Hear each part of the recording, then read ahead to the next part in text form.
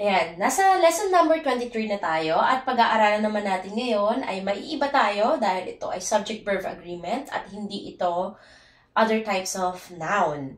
So, dito pag-aaralan natin kung paano nga ba ginagamit ang subject-verb agreement sa grammar.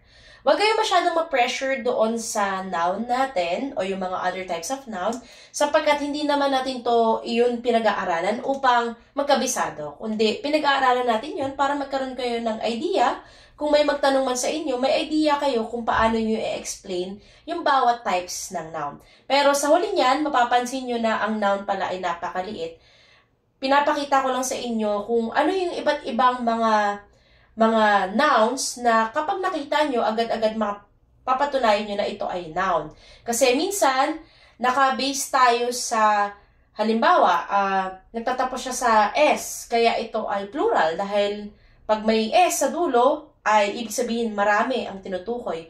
Pero napag-aralan lang natin kanina, o sa lesson number 22 natin na all-time singular plural, nagtatapos siya sa S, pero ito ay singular.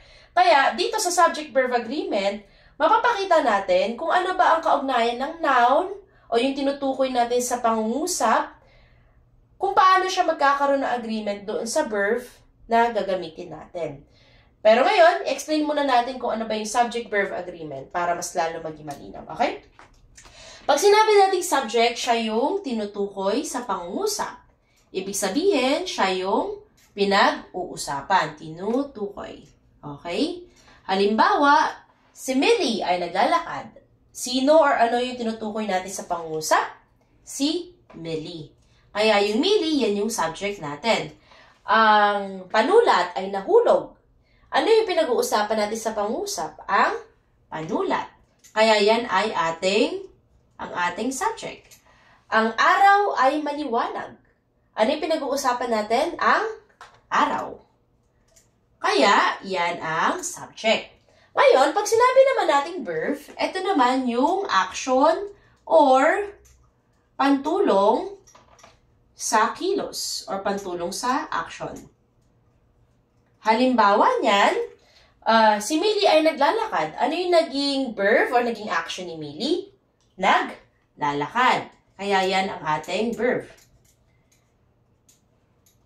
Ang panulat ay nahulog. Ano yung naging action, ang naging kilos ng panulat? Nahulog. Kaya yan ang ating verb. Kung mapapansin nyo, napakadali lang natin malalaman kung ano ba yung subject-verb. Pero pag sinabi nating agreement, diyan na tayo papasok ng ano ba ang agreement. Pag sinabi nating agreement, yan ay kabaliktaran ng disagreement o hindi pagkakasundo. Kaya pag sinabi nating agreement, dapat daw si subject na tinutukoy natin at yung action ni subject, dapat lagi silang mag-agree o magkakasundo. Kaya meron tayong pagkakasundo. At nagkakasundo lang sila kapag kung ano si subject, kung ano yung idea niya, ay ganun din si verb. Ganun din sa tao, di ba? Masasabi mong kayo ay nagka-agreehan o kayo ay nagkasundo kapag kung ano yung sinasabi kong idea, ikaw ay sumasang-ayon din sa idea ko. Kaya meron tayong agreement, nagkakasundo tayo. Ganon din sa subject-verb agreement. Para magkasundo sila, dapat pareho sila ng ginagamit. Ano ba? Paano ba natin ito mapapasok sa grammar o sa pangungusap? Halimbawa natin. Halimbawa na tayo. Tanggalin na natin to para mas marami tayong space. Okay? Halimbawa natin dito, Millie are walking. Kung mapapansin nyo dito, sinabi natin na ang verb ay isa ring pantulong. Sa action, pantulong. Ngayon, sinabi natin na kapag sinabi natin agreement, nagkakasundo sila. Ngayon, subject-verb agreement. Titignan muna natin si subject. Ano ba si subject o yung tinutukoy natin? Nasaan siya? Millie are walking. Nasaan si subject? Narito. Ngayon, si Millie ba singular or plural siya? Si Millie ba ay single, nag-iisa, o marami? Nag-iisa. Kaya siya ay singular. Okay? Ngayon, sabi natin, si verb daw ay action or pantulong sa action. Narito ang action natin at meron tayong pantulong, is or are. Pero ang tanong natin, anong gagamitin natin? Millie is walking or Millie are walking?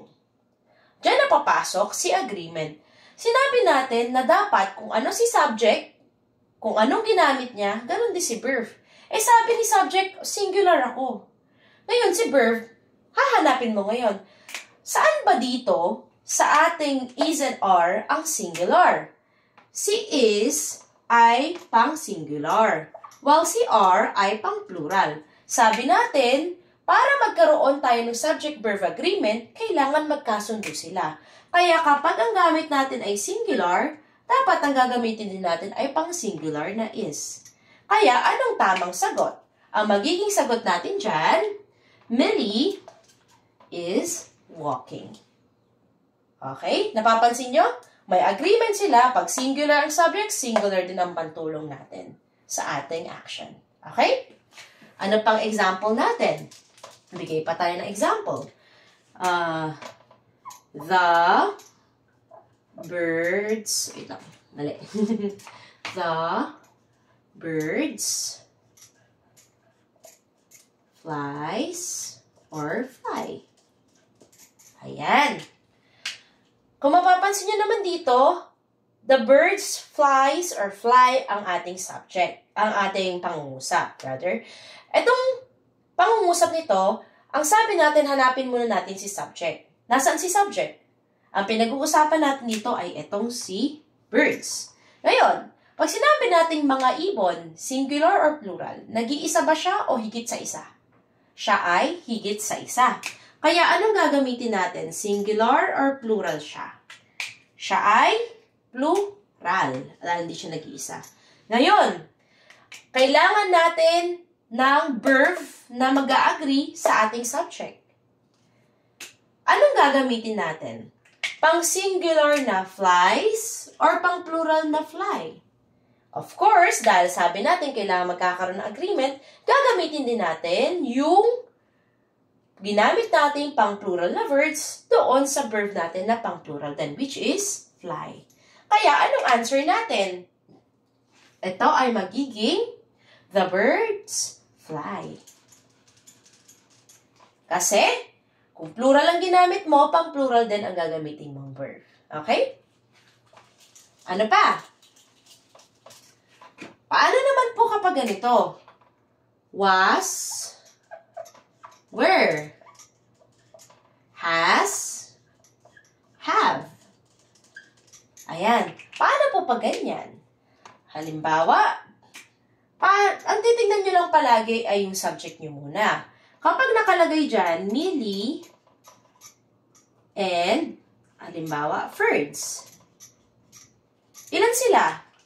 Isa lang ba o dalawa? Isa lang ba o higit sa isa? Titignan nyo muna kung singular or plural. Kung napapansin nyo, siya ay plural dahil hindi siya nag-iisa. Kaya kung plural, anong gagamitin nyo? Pang singular o pang plural? Of course, ang gagamitin nyo rin is pang plural na pantulong. Okay? So, ang mangyayari yan, Millie and birds were or have, and then, were walking. Let's say like that. Have been eating. Kung mapapansin nyo, kung anong ginamit natin na subject, plural siya, pang-plural din ang gagamitin natin. Kaya meron tayong subject-verb agreement para maiwasan ang hindi pagkakasundo ni subject at ni verb. Nang sa gayon, kapag nagkakasundo sila, maiiwasan natin yung mga errors sa ating grammar. So, yan ang subject-verb agreement. Okay?